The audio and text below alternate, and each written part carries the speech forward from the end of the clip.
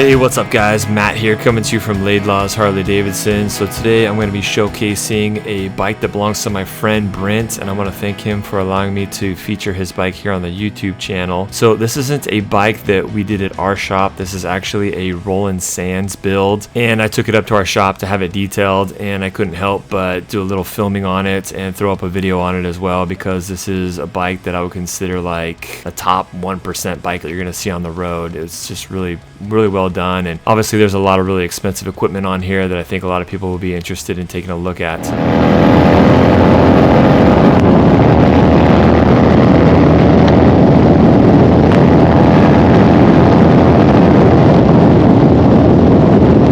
So we'll start off first with the heart of the motorcycle at the engine. So you've got a 124 cubic inch S&S engine on here that was built by Bennett's Performance. I wish I had dyno numbers on this. I did a little research and snooping around Roland Sand's website, and they have a video up as well, which I'll link in the description, so you guys can take a look at that if you want to look at their chief engineer on the project and his comments about the bike. But the bike is definitely fast, no doubt about that. I don't even want to try to guess what kind of power this thing puts out, but definitely a lot more than your stock 107 that this bike comes shipped with. You've also got, I noticed, a Horsepower Inc. throttle body on there, and you've got a lot of Roland Sands parts on this. For the intake, you've got the turbine air cleaner. It's a pretty recognizable air cleaner. Roland Sands has been running that thing for a while now. Spitting out the exhaust, you got a Burns stainless steel pipe 2-in-1, and this is actually a company that I'm not too familiar with, but the pipe sounds really good. It's definitely loud out on the highway, which makes sense because if you're going to build a performance bagger, well, you got to make it loud. That's just kind of the name of the game. So let's jump into the bodywork here. So you've got a ton of carbon fiber on this bike, including like your front and rear fenders, your saddlebags, the lower fairing skirting, obviously the main outer fairing there. You got carbon fiber side covers. Just a lot of carbon fiber was used everywhere. This carbon fiber is done by Hoffman. There aren't a whole lot of guys in the industry that do carbon fiber right now, and Hoffman is probably one of the better known ones out there. Let's jump over to the suspension here. We'll start at the front. For the front fork tubes, we've got Diamond Lane. They are really known for their different colors, and they've got the gold fork tubes here. The lower legs, you've got the alloy art lower fork legs, are basically designed and built for the purpose of mounting radial mount brakes on these performance baggers. Speaking of brakes, he's got brembos in the front and rear. He's got a Kraus brake mounting bracket that pairs up the brembos with the alloy art lower legs. In the rear, you've got Ohlins again. No performance bagger is complete without the remote reservoirs being shown off in the rear. For wheels in the front and rear, Roland Sands use their traction wheels. These are CNC machines from forged aluminum. For rotors, you've got the Galfer rotors on here, the Wave rotor, I'm pretty sure. Coming out back, you've got the aluminum swing arm by Track Dynamics. They're definitely one of those key features that would be like a top tier one, because this is an expensive item to add. So the benefits you get is it's just really nice eye candy, and they're also a little bit lighter. Now let's take a look at some of the engine detail on here. So Roland Sands used some of their Clarity line collection, like their transmission side cover and the transmission top cover. Clarity line came out, I want to say about 12 years ago or so, but it was kind of this groundbreaking industry thing where, you know, you got these clear covers where you can see the internals of the engine and the transmission and things like that. Still a really cool piece, still very relevant. Definitely something that's expensive to manufacture, so you definitely do pay for these parts. And then one of the main themes that's used a lot in the color palette of this bike is this nickel coating on a lot of the parts around here. So Roland Sands just launched what they call their Sector collection. So you've got a Sector cam cover on here, and you've also got a Sector derby cover on here as well with this nickel coating like I mentioned. And then one of the key visual components of this bike is the Sector bar risers with the gauge relocation on here.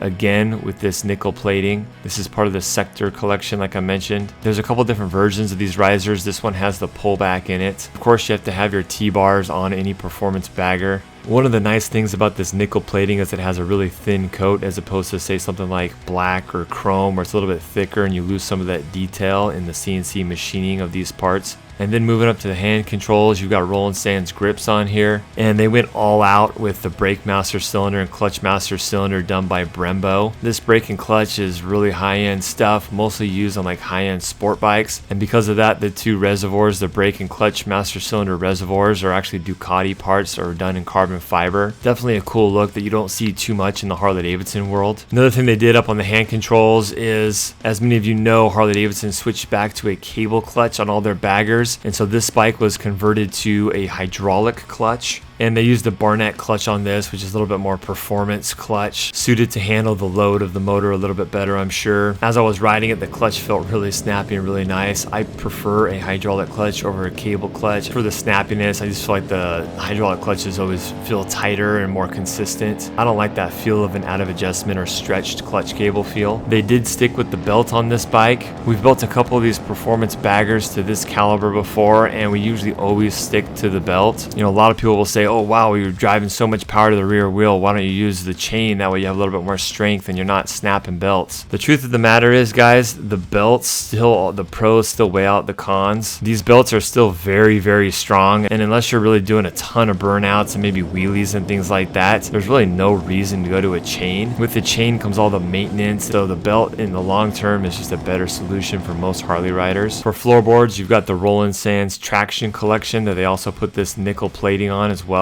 And then other foot controls like your shift peg and brake lever and passenger pegs is all Roland Sand's parts. You've also got Harley-Davidson's Fang spoiler that drops down from the bottom of the fairing down there near the floorboards and wraps around the oil cooler down there. That is a Harley-Davidson part. For speakers, he's got the Rockford Fosgate speakers on there. The head unit is still just the Harley-Davidson Boom Audio 6.5 infotainment system. Saddleman put together a seat for him, a Roland Sands Designs version of it. You've got that double stitched and the diamond stitching pattern on it. Center console also includes the Hoffman carbon fiber, and you've got a Sector Collection gas cap on there. It would have been really interesting to know the weight of this bike. A lot of the guys that are on the professional level that are racing these in the Moto America King of the Baggers, a lot of them, if I'm not mistaken, are shaving like 250 pounds off these things and getting them down around, I want to say, like 600 pounds or so. And on a bagger like this, it's just a streetable bagger that is just privately owned, not for race purposes. A lot of times this carbon fiber is, yeah, you shave a little bit of weight off of it, but it's not enough to really make a huge difference. I mean, between everything, he probably shaved, I would say at the very most, like 40 or 50 pounds off this thing, which is still cool and nice, but the aesthetics of the carbon fiber really do give it a very race-oriented looking bike. It just looks amazing. You've also got this cover on the top of the triple tree there. One of the main problems that always needs to be solved when you go to risers like this on a bagger is you have to do something about your gauges, and you have to do something about like your ignition, and that top triple tree kind of looks unsightly as well. So Roland Sands brought out this cover here. It's a prototype right now, but you know, it solves all of those problems where you can still retain your ignition. It covers up that unsightly top triple tree. A lot of guys that are going for this T-bar bagger style will do things like getting a really nice top triple tree just to make it look real nice and clean and finished, because stock without that shroud on there, you've got bolts in the tops of fork tubes and everything that aren't black, and it looks kind of mismatched. With this top cover on here that Roland Sands designs, it just gives it a little bit more of a clean finished appearance.